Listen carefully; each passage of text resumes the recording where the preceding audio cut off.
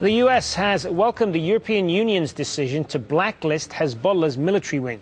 EU foreign ministers unanimously agreed to brand it a terrorist group on Monday. The decision was the result of months of negotiations. The Lebanese government had urged them not to move against the group.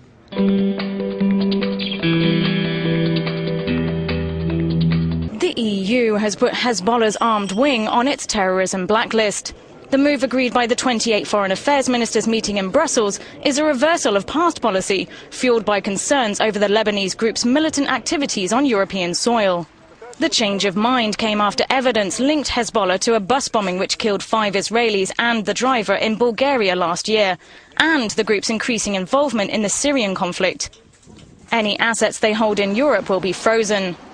Britain and the Netherlands have been pushing for the blacklisting since May, but many countries had resisted, arguing it could destabilise Lebanon, where Hezbollah is part of the government.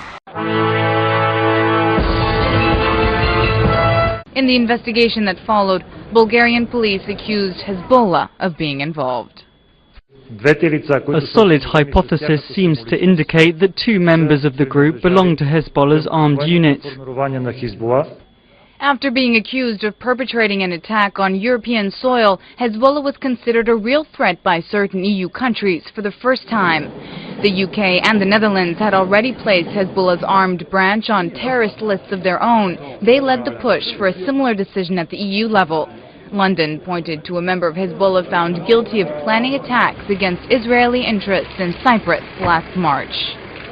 Being blacklisted means freezing assets in the European Union and keeping targeted individuals from getting visas to the region.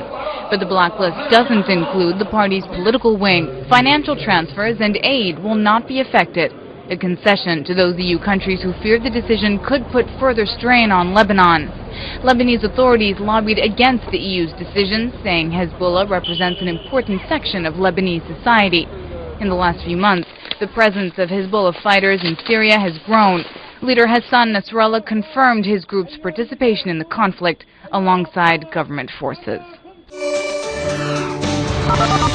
This comes after months now of Hezbollah openly saying it's on the side of Syria's regime, Bashar al-Assad. They have openly joined the civil war next door here. So many were expecting potentially this reversal by the European Union. It comes after some pressure from the Americans, intense pressure from the Israelis. And we just have to see in the days ahead exactly how this plays out practically.